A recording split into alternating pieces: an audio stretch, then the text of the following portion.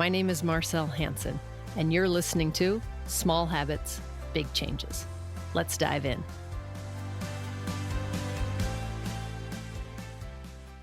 Hello.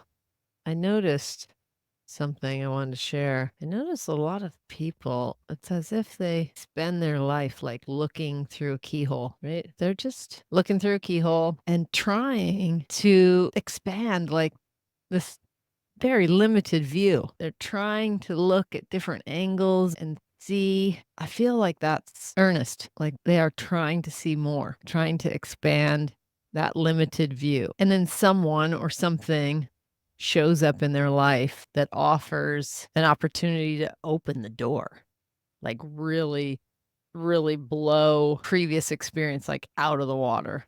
I mean, imagine a keyhole is your perspective, and then someone offers to open the door. Could be overwhelming, could be amazing, could be just awesome, just a game changer. And what I see is those opportunities are all around us. And yet, when faced with that opportunity, people will choose to go back to the keyhole. They'll choose the limited view, they'll choose the myopic perspective. Maybe because it's comfortable, because it's all they've known, because that's what they're used to. I'm not sure. I think for me, I try and look at where I might have put blinders on that's not serving me. There are certainly places where if you had a limited view or blinders on, like I just mentioned, it could be healthy. It could be a real benefit and a real blessing if you're choosing not to see maybe some negativity or some toxicity around you in order to get you past it. It could be beneficial. It could be a net gain. And I like to look at certain areas and thought patterns and habitualness that I have and see there's opportunities here that I'm missing. And yet I notice in many others that the opportunity is maybe a wish or like hopeful thinking to the point that they're actually blocking the opportunity. They're either blocking it from manifesting, or when it arrives, they're actually just denying it. I find this somewhat fascinating how a lot of people choose on some level, subconscious, unconsciously, maybe even consciously, to stay small and to keep that limited perspective. I guess I do get it on some level because there is simplicity in it. There is simplicity in staying small. There's simplicity in just being driven by, you know, your habitualness and just the few things that you do consistently each and every day. There's some there's some intrigue in there for people who may lead more convoluted or even deeper lives in many ways. But I guess it's just a short message today. It's an observation that I've seen numerous times over the last kind of week and a half, 2 weeks.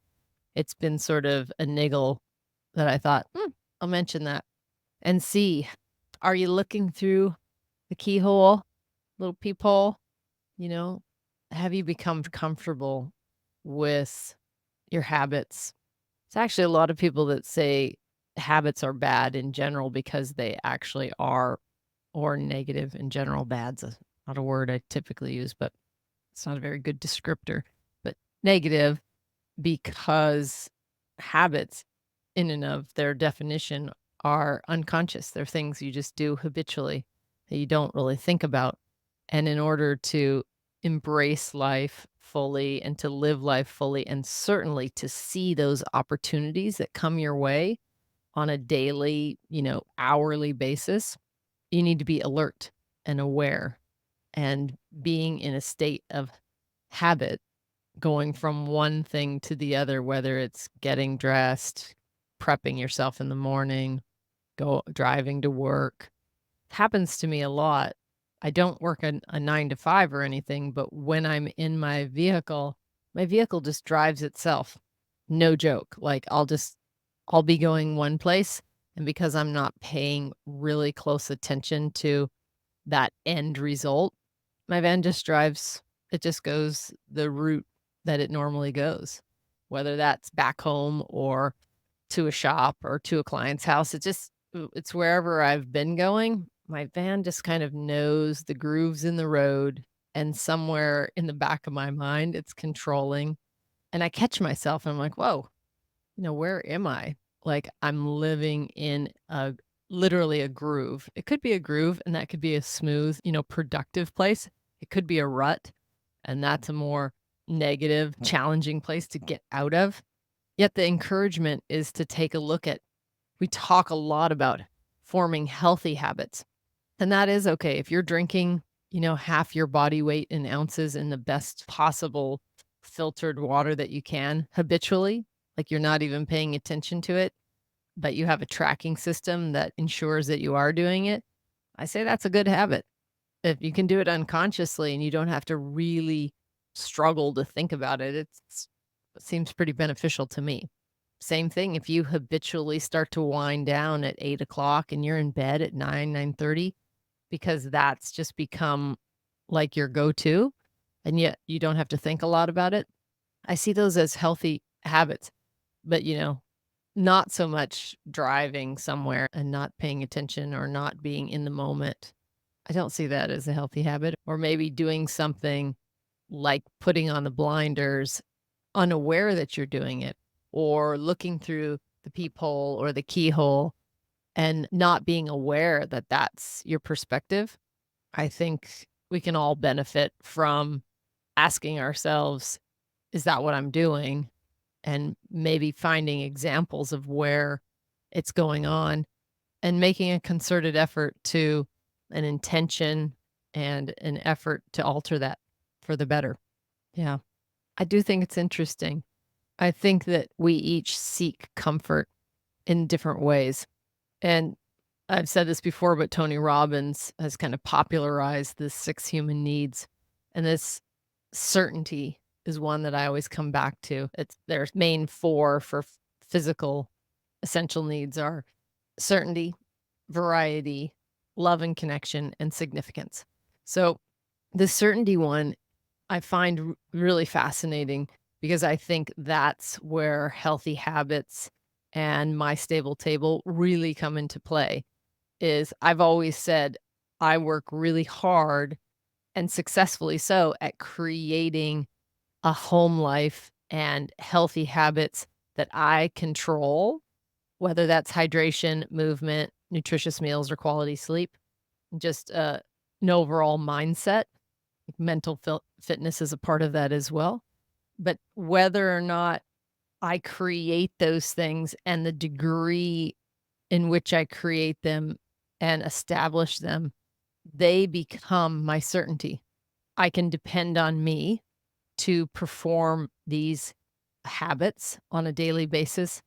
And as a result, when I go out into the outer world outside of my domicile and things are beyond my control by huge measures, the weather to how clients will behave to how people are driving, how people are behaving, politics, anything outside of my domain, I don't care how it goes because I have this rock solid foundation that supports me in a very healthy, happy way.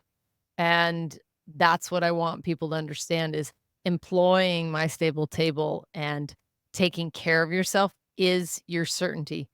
And out in the world where you have very little control over things, that's the variety. So you get a very good balance of the first two needs, whether they lay, higher on the hierarchy or not for you. Everyone has them to a certain degree.